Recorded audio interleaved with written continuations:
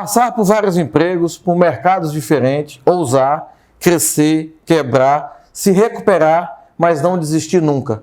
Esse é o papel do empreendedor. E hoje eu converso com um cara que é a figura desse mercado, dessa trajetória. Hoje eu converso com Carlos Alberto Carneiro Leão, diretor comercial da Ciclo Energia Solar. Betão, meu amigo. Grande Leandro. Obrigado, bicho. Muito obrigado a você, meu irmão. Filho de Carlos Alberto e de Dona Eliane, casado com Priscila, pai de Maria Antônia. Começou tentando estudar engenharia? Minha vida profissional começou numa área que eu achava que ia dar certo, porque meu pai era professor de engenharia, minha família tinha uma construtora, e eu resolvi trilhar por esse caminho, porque eu queria sentir o cheiro do cimento.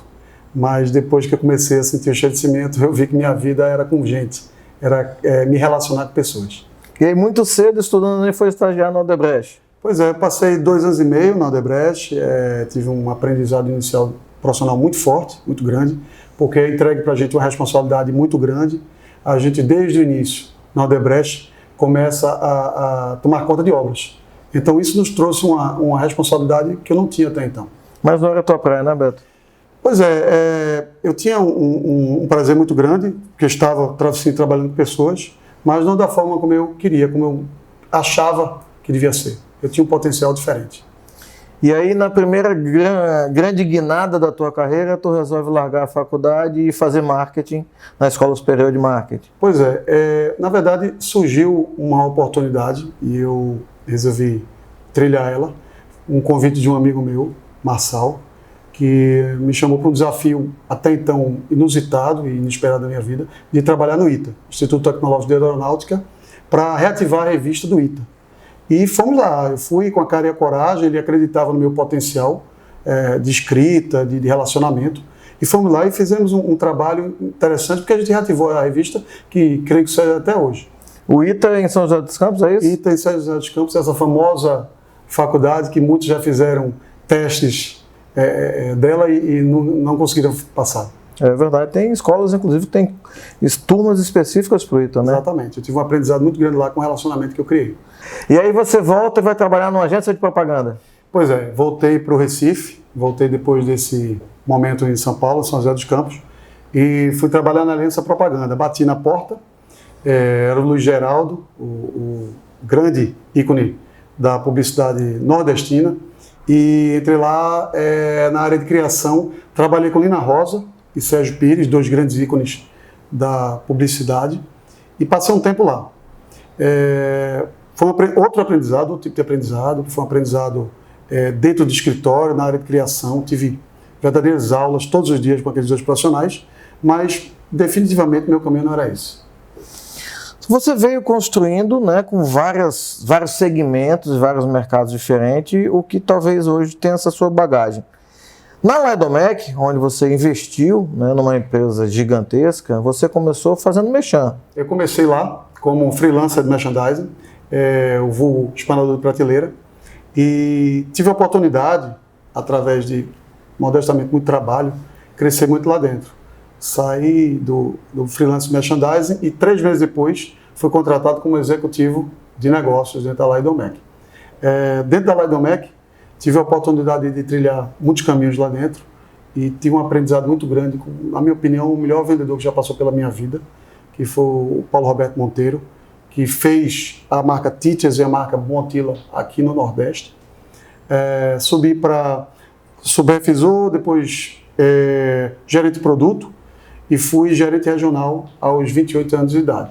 Depois veio Philips, Atol, Natural da Vaca, enfim, várias empresas que, para currículo, talvez não fosse tão interessante, mas eu imagino o quanto capacitado você não foi para viver esse teu desafio hoje como empreendedor, é isso? Pois todas essas empresas que eu trabalhei, multinacionais ou grandes empresas, elas tiveram um papel fundamental no meu aprendizado, porque eu tive que viver vários ambientes. Verdade. E eu tive que aprender a desaprender com algumas coisas que eu via lá dentro. Então foram de um grande aprendizado para mim, sem dúvida nenhuma. Você se relacionou com grandes executivos e com grandes empresas, né? Sim, eu tive a oportunidade de conhecer pessoas importantíssimas, tive a oportunidade de conhecer pessoas que eu tenho espelhado a minha vida até hoje, profissionalmente, E tenho certeza absoluta que cada passo que eu dei, certo ou errado, não tenha dúvida, foi de muita importância na minha bagagem profissional. Beto, ter passado por tantas empresas, ter tido um turnover alto na carreira, já não era a tua veia empreendedora fazendo com que você não se satisfizesse, mesmo com grandes resultados? Também era isso, mas eu acredito que muito desse turnover era uma insatisfação com o ambiente que eu estava. Eu precisava de algo mais. Eu estava vivendo aquele momento, eu estava querendo crescer, mas talvez não visse naquelas empresas que eu estava uma possibilidade de crescimento. Isso sim, eu queria estar no local onde eu não visse teto, sem dúvida nenhuma. Mas esse é um perfil do empreendedor, né? Talvez eu fosse empreendedor e nem soubesse disso. E da onde veio isso? Porque teu pai é um cara, professor, né, extremamente correto. E tia Eliane, eu acho que não tinha nenhuma veia empreendedora. De onde você acha que veio essa, talvez do teu tio? Não, eu acredito que venha muito da minha transformação de vida. Leitura, Pai Rico, Pai Pobre, quem já leu. Eu fiz muita descoberta cultural e educacional na minha vida, que me fez ver que ser empreendedor ou buscar seu próprio caminho dá muito mais futuro às ideias, ao crescimento profissional, do que estar ligado fisicamente e emocionalmente a uma empresa. A gente é o que hoje, pelo que a gente passou, mas olhando para trás, você teria feito alguma coisa diferente? Não que eu tenha acertado sempre, mas eu acho que onde eu cheguei agora, eu estou tão satisfeito que eu tenho certeza que tudo que eu trilhei fez parte desse caminho. Quais são, para essa galera mais jovem, para esse mercado tão em mudança, quais são os grandes conselhos para quem está começando hoje, Beto? Rapaz, eu não uso dar conselho para ninguém, mas eu diria que o que deu certo comigo foi a constante insatisfação. Foi o tempo todo estar insatisfeito com a minha situação. Eu não queria estar naquela situação que eu estava por mais de um ano. Era sempre querendo crescer, sempre querendo mudar, sempre querendo inovar. Isso eu estou falando de 10 anos atrás, nessa trajetória minha de vida que já tem mais de 20 anos. Então imagina agora nesse mundo que a gente está. E quando foi que surgiu a primeira oportunidade de empreender? Essa oportunidade surgiu de um convite de um grande amigo meu que me convidou para abrir junto com ele uma distribuidora. Até então, eu não tinha conhecimento nenhum de administração, de economia. Meu foco sempre tinha sido de área comercial. E ele me chamou para esse desafio, eu aceitei, criamos uma distribuidora de produtos de higiene e limpeza. Essa distribuidora durou cerca de 4 anos, mas foi um verdadeiro aprendizado. E eu tirei, de verdade, muitas lições nessa empresa. Eu pude aprender muito claramente que uma empresa não pode ficar na mão de uma única pessoa. Você tem que saber delegar, tem que saber confiar, mas até um certo limite. A confiança é importante ser dada, mas você tem que saber o limite de até onde dá essa confiança. E concorrendo com empresas muito grandes, né? Pois é, essa empresa que a gente abriu teve pouquíssimo investimento. Então teve que ser massa encefálica e suor para a gente sobreviver. E a gente começou no início do segundo governo da Dilma. Então imagina o mercado que a gente pegou. Verdade, complicado, né? Muito complicado. Mas mesmo assim vocês conseguiram, né, 4 anos aí de um resultado interessante. Foi um êxito, para mim foi um êxito. E realmente, hoje eu sei onde eu errei, exatamente os pontos que eu errei, e que fatalmente não errarei de novo. Era uma representação? Não, era uma distribuidora. Então vocês precisavam de capital? Precisamos de capital, mas não tínhamos. Então tivemos que trabalhar do zero sem capital. Os caras não queriam investir, não viam essa possibilidade? Não era perfil da nossa empresa, da empresa que a gente representava, distribuía, investir nos distribuidores, não. Também não pensaram em buscar um sócio investidor? Não, sem sócio. A gente não queria sócio. Estava satisfeito com o que tinha. E quais foram as grandes lições que você não faz nunca mais? Confiança cega, eu acho que é fundamental. Você não pode confiar em ninguém cegamente. E não centralizar as decisões. Você ter a oportunidade de ter do seu lado pessoas competentes que você possa confiar profissional e pessoalmente.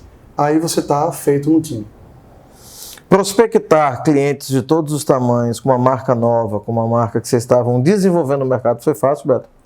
Não foi fácil, mas houve um ponto que foi fundamental para que a coisa fluísse e desse certo. O relacionamento. O relacionamento é fundamental naquele caminho que você queira trilhar, seja de forma pessoal ou dentro de uma empresa. Sempre dê valor a seus relacionamentos, porque é através dele que você vai conseguir, sem dúvida, trilhar um caminho de sucesso. Daqui a pouquinho eu volto conversando com Carlos Alberto Carneiro Leão, meu amigo Beto Boy.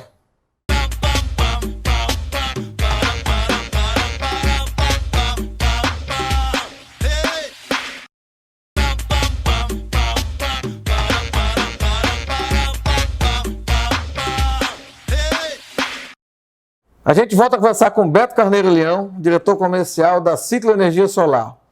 Betão, você me disse que seu primeiro empreendimento foi a distribuidora, mas não foi. Queria saber como é que funcionou a empresa de caldinhos. Pois é, velho. Assim que eu saí da Laidomec... Era caldinho do Beto, não? Não, caldinho Saradão. Caldinho Saradão, extraordinário. Pois é, quando eu saí... Quando eu saí da Laidomec, eu tive uma dificuldade. Tive uma grande dificuldade de me recolocar. Eu tinha saído de uma posição muito alta, com a idade ainda muito baixa, e para todas as oportunidades que eu ia buscar, eu era tido como superdimensionado. Então, as empresas não me aceitavam. Verdade. Então, houve essa dificuldade por eu, segundo as empresas que queriam me contratar, estar acima das ofertas que estavam dispostas. Então, eu me juntei com um amigo meu, e a gente tomou uma iniciativa de empreender pela primeira vez, que foi fazer um caldinho na praia. Um caldinho com pessoal padronizado, buscamos patrocínio da Caninha 51 e conseguimos. Quer dizer, a gente fez naquele momento, estou falando em 2000, algo que não existia até então. Então a gente lançou o caldinho Saradão e enfim, ficamos um certo tempo. Só que existia um grande problema nesse empreendimento. Nós não entendíamos nada de caldinho. Então a gente tinha que depender dos profissionais que faziam o caldinho, que eram contratados nossos. E aí, meu amigo, quando você não tem controle sobre o seu estoque, não tem como dar certo. Não. Essa é uma grande lição para o empreendedor, né, Beto? Foi a primeira. Entender um pouquinho sobre o seu mercado. Entender o mínimo. Mas você vê hoje, né? A gente está falando de 20 anos atrás, é isso? 2000? 2000. Estava estudando ainda, a gente estava juntos na faculdade, não foi? 2000, sim. Sim. Hoje você tem pessoas padronizadas, várias pessoas vendendo por uma mesma marca, e esse cara conseguiu, não por coincidência, caldinho do Leandro, que é o que tem na praia, esse cara as pessoas relacionam a marca dele à qualidade. Claro. O caldinho do Leandro é do Leandro. O Leandro quem pega na massa, o Leandro quem sabe como fazer o caldinho. Nós não. Nós pegamos um pessoal que fazia caldinho, muito gostoso, e resolvemos padronizá-los. E aí nos tornamos sócios de um deles, mas não tínhamos controle sobre os estoques. Então, amigo, não tinha como saber efetivamente quanto era vendido por nós ou por eles. Então, era muito difícil. Complete a frase. Que cresça Jaboatão. Mas com educação, com o maior orgulho.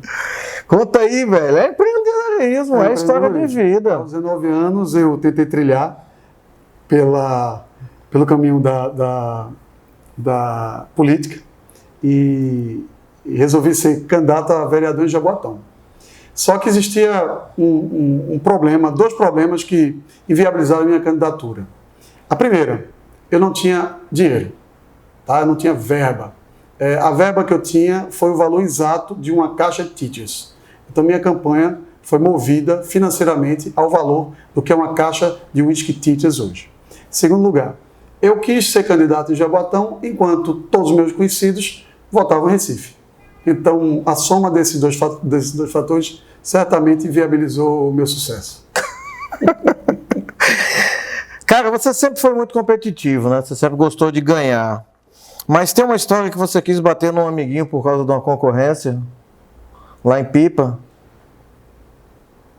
Não, estou lembrado disso, não. Você se juntou com seus amigos para bater num amigo que estava paquerando? Não, bem. Em tu? Não, você que está dizendo. Não, peraí. Você teve isso. Da minha namorada. Você queria ficar com a minha namorada. Concorrência. Concorrência sua, desleal. E quando eu quis ir para cima para conversar, surtiu o efeito de uma briga. Não era uma briga. Era apenas no seu lugar. Minha nossa senhora. Depois de uma passagem pela Davene, aí você finalmente passa a ser representante comercial? Isso. A representação comercial também foi um dos passos que eu dei para o empreendedorismo, é ser empreendedor, representante comercial. É demais. É demais, Beto. Fundamentalmente por um motivo. Fundamentalmente. A administração de tempo. Isso. Então, o principal a dificuldade para alguém que sai de uma empresa, seja ela do tamanho que for, é lidar com o seu próprio tempo.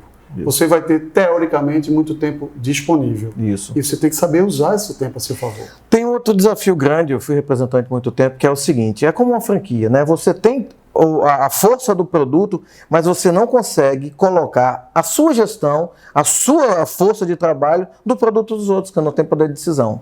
Exatamente. Não é isso? Você tem uma limitação.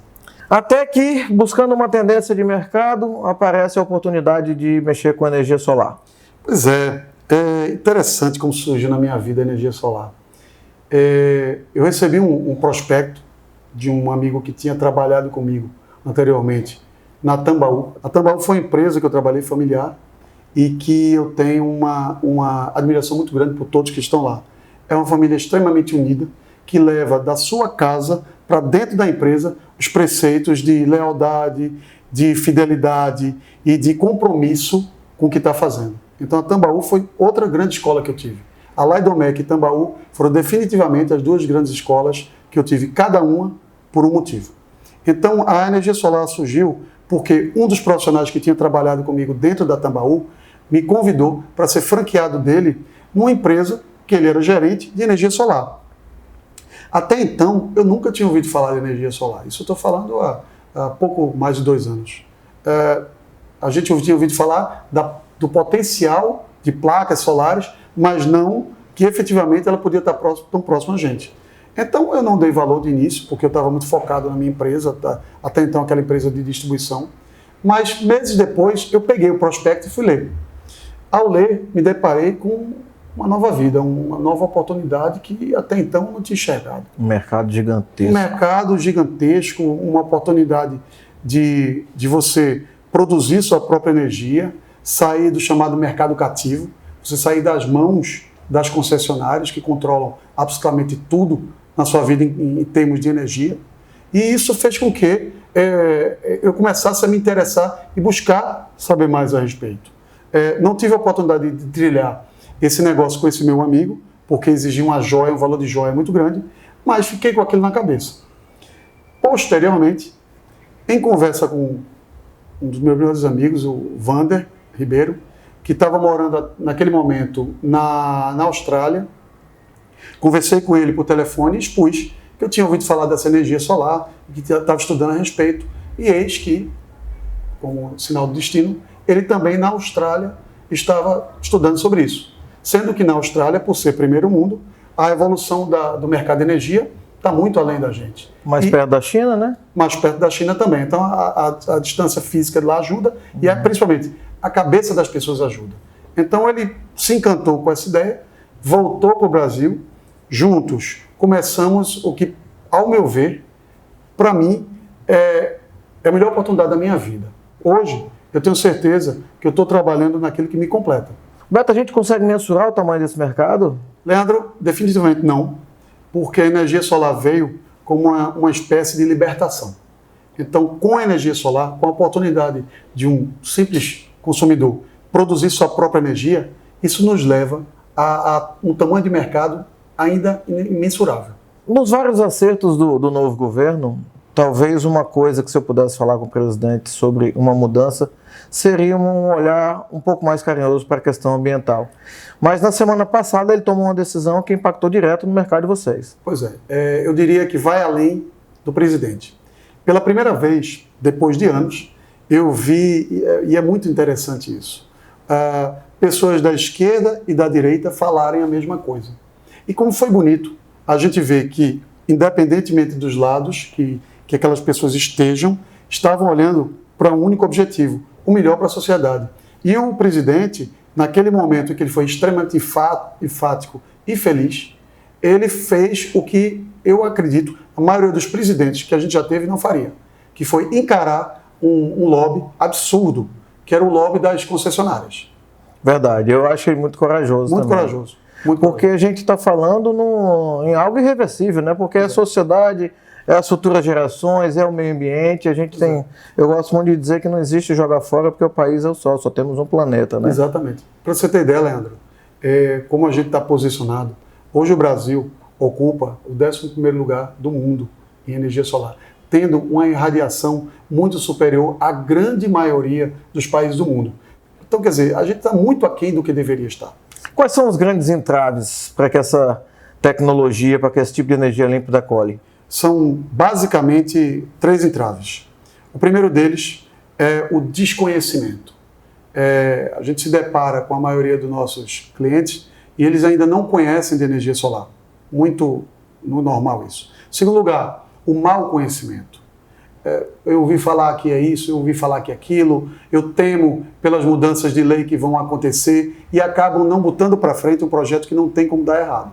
Em terceiro lugar, o gargalo financeiro. Energia solar é extremamente barata, mas obviamente que exige um investimento inicial. Esse investimento inicial pode ser retirado em até 3 anos de payback. Então é algo que a gente não tem como não dizer que é um excelente negócio. Quais são as grandes fontes de financiamento e como é que está a Ciclo Solar hoje? As principais fontes de financiamento são as fintechs, que estão chegando fortíssimas no mercado, que estão com taxas atrativas de juros e principalmente burocracia zero. Em até 3 dias você consegue ter o dinheiro depositado na sua conta. E os bancos tradicionais, que estão apenas agora se ligando na oportunidade que é a energia solar. Quanto a Ciclo, Leandro, eu estou extremamente feliz com o que a gente vem conquistando. Hoje a gente tem uma equipe que me dá um orgulho muito grande fazer parte. A Ciclo é hoje uma empresa pequena, a gente faz questão de dizer, somos uma empresa pequena com a cabeça enorme e ilimitada. Isso não tem teto, nós não temos teto. A gente vai até onde o mercado deixar que a gente vá. E se depender da gente, não temos limites. Quem quiser encontrar você ou a Ciclo? A gente pode ser encontrado através, principalmente do nosso site, www.cicloenergia.com, o ciclo é com K, e lá a gente vai ter toda a boa vontade de explicar a vocês o tamanho dessa oportunidade, de sair desse mercado cativo e produzir sua energia limpa, renovável e ter um retorno financeiro que você não imagina. Obrigado, Beto. Valeu, Sucesso, meu irmão. Valeu mesmo. Valeu. Galera, se você quiser ver essa entrevista na íntegra, ela está no YouTube, no Empreendedoido, e segue a gente no Instagram, @empreendedoido_oficial, porque empreender no Brasil é coisa de doido. Au.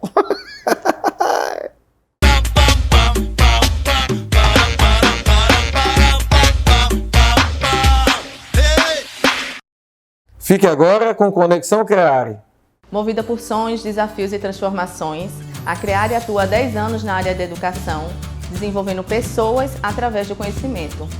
Uma das expertises da Creare está no desenvolvimento e na aplicação de soluções de aprendizagem, com foco em educação tecnológica. Nas instituições de ensino, nós atendemos aos segmentos da educação infantil até o ensino médio. Entre os produtos e serviços da Creare, nós promovemos assessoria técnico-educacional, formação de professores, workshop, palestras, cursos, como também promovemos torneios e eventos em geral na área de educação.